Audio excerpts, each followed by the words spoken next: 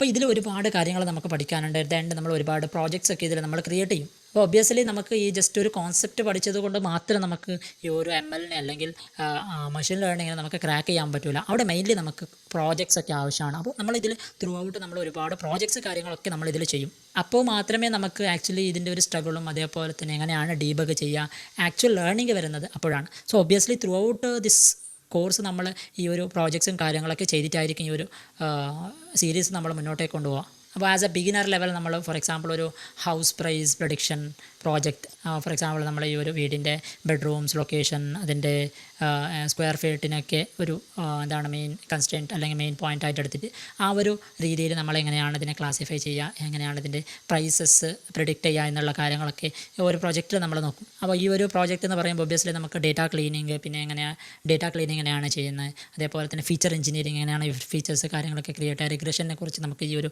പ്രോജക്റ്റിൽ പഠിക്കാൻ പറ്റും. പിന്നെ അത് കഴിഞ്ഞ് നമ്മൾ ഒരു പ്രോജക്റ്റ് ക്രിയേറ്റ് ചെയ്യാന്ന് വെച്ചാൽ മൂവി റെക്കമെൻഡേഷൻ സിസ്റ്റം, ഇങ്ങനെ ഒരു മൂവി റെക്കമെൻഡ് ഒരു യൂസേഴ്സിന് എങ്ങനെയാണ് മൂവി റെക്കമെൻഡ് ചെയ്ത് കൊടുക്കുക, അതൊരു ഇൻ്റർമീഡിയറ്റ് പ്രോജക്റ്റായിട്ട് നമ്മൾ ക്രിയേറ്റ് ചെയ്യും. അപ്പോൾ അഡ്വാൻസ്ഡ് ആയിട്ട് നമ്മൾ obviously real time object detection project നമ്മളിതിൽ ക്രിയേറ്റ് ചെയ്യും. അപ്പോൾ അതായത് ഒറ്റ വീഡിയോ സ്ട്രീമിൽ നമ്മൾ മൾട്ടിപ്പിൾ ഓബ്ജക്ട്സിനെ റെക്കഗ്നൈസ് ചെയ്യുന്ന രീതിയൊക്കെ ഈ ഒരു പ്രോജക്റ്റിൽ ഇൻക്ലൂഡ് ചെയ്യും. ഈ ഒരു പ്രോജക്റ്റിലൂടെ നമുക്ക് computer vision, real time processing, model optimization കാര്യങ്ങളൊക്കെ നമുക്ക് ഇതിൽ ഇൻക്ലൂഡ് ചെയ്യാൻ പറ്റും. അപ്പോൾ ഒബ്വിയസ്ലി ആർട്ടിഫിഷ്യൽ ഇൻ്റലിജൻസ് എന്ന് പറയുമ്പോൾ ഇവാൾവിങ് ആണ്, അതായത് ഇങ്ങനെ ചേഞ്ച് ആയിക്കൊണ്ടേയുള്ള ഒരു സംഭവമാണ്.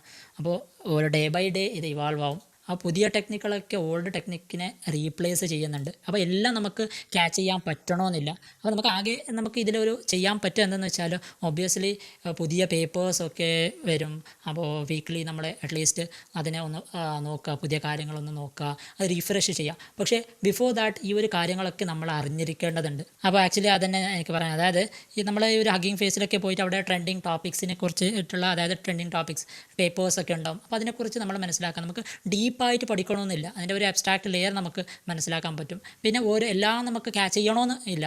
നമ്മൾ ആകെ ചെയ്യേണ്ടത് എന്ന് വെച്ചാൽ അതായത് പുതിയ കാര്യങ്ങൾ, പുതിയ AI പേപ്പേഴ്സൊക്കെ ഏത് രീതിയിലാണ് ആൾക്കാർ സോൾവ് ചെയ്യുന്നത് എന്നൊക്കെ നമ്മൾ മനസ്സിലാക്കുക. ഓക്കെ, ഒബ്വിയസ്ലി എനിക്ക് പറയാനുള്ളത് machine learning journey is not a sprint, it's a marathon. So obviously it will take time.